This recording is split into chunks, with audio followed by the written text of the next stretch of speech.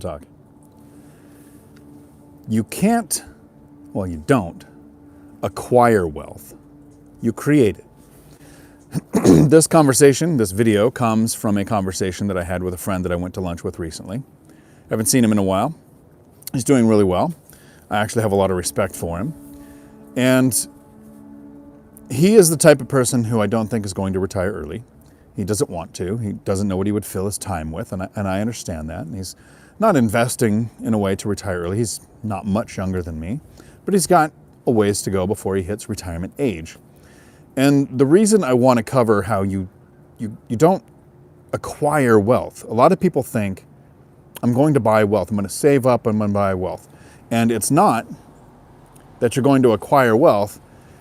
You have to create it.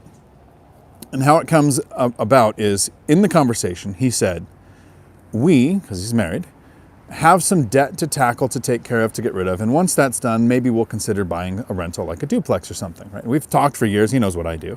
It's not what he does. He has a good job. His wife has a great job. His kids are getting older, getting out of the house now. And the idea that when he gets really close to retiring, he's going to buy a duplex because rentals have set me free. That's not how this works. Buying a rental or buying any asset, a stock, buying any crypto coin, any investment that you make, what you buy is generally worth what you paid, or somebody else would have bought it and paid more. So this is why I want to cover how you don't acquire wealth, you create it. There's two ways of acquiring wealth. But did you know that it's also, and I'm going to prove it, possible to hit a home run without using a bat? So it's possible to acquire wealth in these two ways, but it's not very common. The first is we inherit it, right? And there's been two studies done. One was done by the people who wrote the book, The Millionaire Next Door. The other was done by the Dave Ramsey Group, so I appreciate the work they did, right? The Dave Ramsey Solutions interviewed 10,000 millionaires, and they came up with, generally the statistics are about 12% of people inherit a significant amount or a large portion of their wealth. So some people are just born wealthy. Sounds like a lot, but that means about 88% of us aren't, right? So are you in the 12%? Why are you watching this? But if you're in the 88% that aren't going to inherit a lot or didn't already inherit a lot or weren't born into it, some people, most people, this is why this is called a tax on the poor, buy lottery tickets. Because now the odds are astronomically small, but possible that you win the lottery. I don't think it's a great investing strategy to put all of your money towards buying lottery tickets, but it is possible to win. So then we go to, okay, so how do people who get wealth, who become wealthy, who get rich, do it if you can't acquire it? You have to create it. And I'll be the first to admit, I'm not a stock investor. I don't own any. If I had a penny in stocks or in a retirement account, I'd still be working. So I recommend, if you invest in stocks, that you check out a channel like Joe Kuhn here on YouTube. It's Kuhn. He invested in stocks, retired at 54. He created wealth. He didn't buy stocks and acquire wealth. He created it. Because if you go, well, I'm just going to make a bunch of money and buy stocks. Okay, well, if you're a day trader, you can Google this. The information is 80 to 95% of day traders lose money and quit. That's a significant risk to take. Are you better at guesstimating than 80 to 95% of people who also think they are, so they become day traders? Because I know I'm not. That's why I'm not one. So if you buy stocks, how do you create wealth? Because you're not acquiring it. You make the money, you buy the stock, it's worth what you paid. Well, first, you probably, to create wealth, and now remember, I'm not the stock guy, so follow Joe Kuhn for actual advice. This is my 5-year-old with brain damage version of what stock investing would be like. Dollar cost average, so that you're investing consistently as the stock market goes up and down. When it goes up, you're buying less. When it goes down, you're buying more because it goes on sale. You can't time the market. You won't know when it's going up or going down, but you can know when you're going to strategically purchase the same amount on a timeline. Invest in a diversified portfolio like index funds or ETFs or something where it touches a lot of different stocks, so that if one company fails, you don't lose all of your money. And then let compound interest do its thing, right? Joe was one of the first ones to say, yeah, You with rentals and some very active investing and a lot of sacrifice like house hacking, you can reach financial freedom maybe quicker with rentals, but it's a lot more passive, a lot more stable over timeline to invest in stocks. So he invested for about 30 years and then retired at 54. Well, what about the people who invest in crypto coins and become overnight successes, right? So Joe is a 30-year overnight success. I'm a 12-year overnight success, but there are people who accidentally bought some coin at the right time and sold it at the right time and made a bunch of money. You could have bought the peanut stock and it had like a 15,000 or 1,500% increase. You could have lost $1.4 million with the Haktua coin. You could dollar cost average like Jaspreet Singh does of Minority Mindset, a little bit of Bitcoin, a specific coin, but dollar cost average buying. So he's buying the same amount of value when he buys it, whether it's going up or down.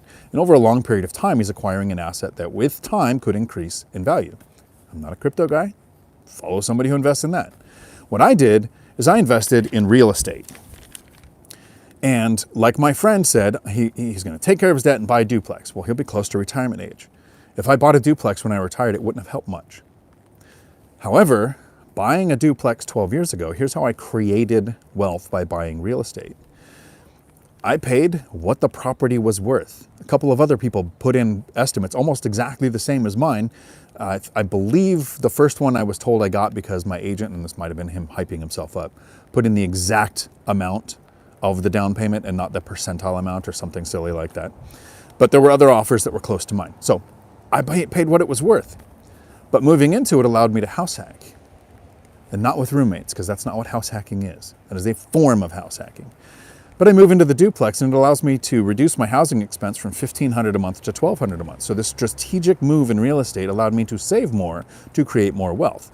Now I've had that since 2013, so 12 years of levered appreciation, right? I put $15,000 in to buy a $300,000 asset, but I've gained the appreciation on the $300,000 over the years, and now it's worth $700,000. So my $15,000 turned into $300,000 or more. I've had levered depreciation, so I've never paid a penny in rental income tax. I have had the reduced housing costs, but I've had time to take effect on this property, not just take care of bad debt, save the money, buy a property when I retire. I've had to own it for 12 years. While saving from that property in 2015, I bought the second duplex. So it took 2 years. It's a very slow, very boring process of saving the next down payment. And the one I bought in 2015, I did a thing called value add. So not only have I owned it now 10 years, right? 10 years of rent increases, possible rent increases, 10 years of appreciation, levered, depreciation, tax benefits. In 2020, all of the real estate I owned before 2020, I refinanced, taking the interest rate from 8 or 7 or 6.5% to 3%. That happened because I had the properties over a long time and that opportunity came up. Who knows what's going to happen in the next 5 to 15 years. But in that property, I purchased it. It had 2 bedrooms on each side and 1 1/4. There's a thing called a continental bedroom, which has a sink in it. So 1 1/4 bathrooms. But each side also had a den with a closet. So I didn't buy the property and kick the tenants out and go and add that wall that was needed. A wall, a door, and a light switch, right? So 1 permit for electric, I think it was less than 400 square feet of framing, drywall, and then where I'm at, that didn't require a permit, but the electric did.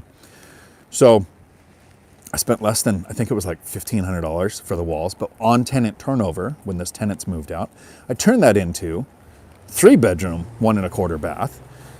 So imagine having a property that you purchased, you've had for 10 years. We've had 10 years of potential rent increases, 10 years of principal pay down, 10 years of depreciation, all at a levered position.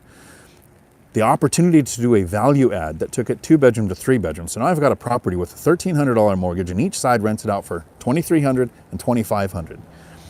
I didn't buy the asset and become wealthy. I bought the asset and I created the wealth by looking for opportunities to own it for compound interest to do its thing, compound sources of income to do its thing.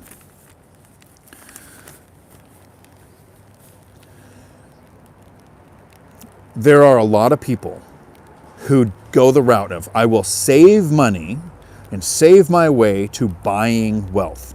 And it's very rare for that to happen. That's why so many people end up in the position of the 48% of Americans in the United States who are Gen X, age 55 to 65. So some younger boomers, older Gen X, who have zero saved for retirement, that haven't even made a plan, thinking, maybe I'll inherit it when their parents go. Maybe their parents are going to outlive them.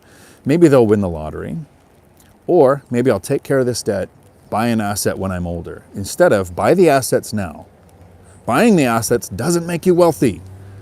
Owning the assets over time and strategically managing those assets to increase the cash flow or the value of the asset is what is going to create your wealth.